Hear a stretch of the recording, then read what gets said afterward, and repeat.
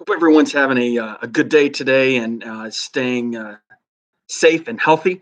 I wanted to let you know that we've updated a couple of different sections and also then remind of some other resources that are already in the article.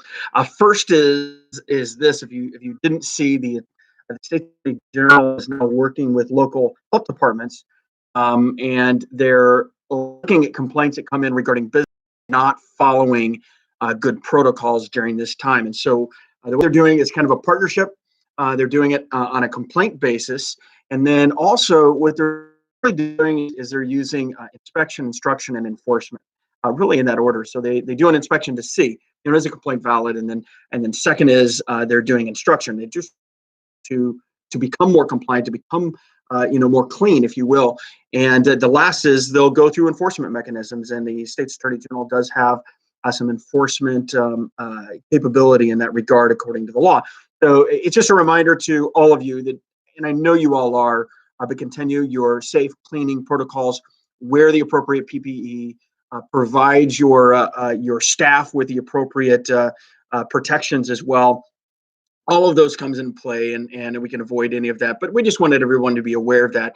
Second is this, and we're starting to get some questions from doctors who had staff who either had a positive test or had suspected a case of COVID-19 in the past, and they're asking, okay, so when can they come back to work, or when can I head back into the office and begin to treat again? And the CDC, as well as Illinois Department of Public Health, has some really clear guidelines on this, and there's really two different scenarios that come into play. And this is all in the article, so I'd encourage you to take a look.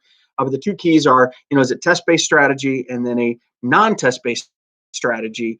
Both have very similar start points, and the start point is, first of all, you have to be totally symptom-free, no fever without without medications driving the fever down, and second is also then, of course, full improvement in respiratory symptoms in regards to, of course, shortness of breath and coughs. Those all have to be gone completely. Then once that's done, the testing basically has to be two molecular assays that are negative or positive, I guess, in molecular assays, and over the course of a full extended 24-hour period. So it's a 2-day time frame.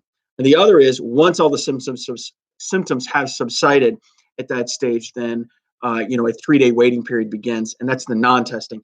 All of that information is in there. I encourage you to take a look. And by the way, that's all as of today, as of April 21st in 2020. Of course, that is subject to change, and so we'd encourage you to continue to watch that guidance.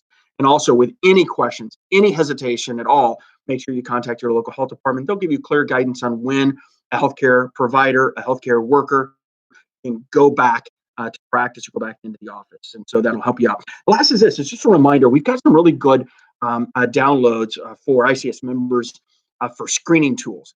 And what that basically means is you can download a template and use it in your office. They're screening tools for your patients and for your staff.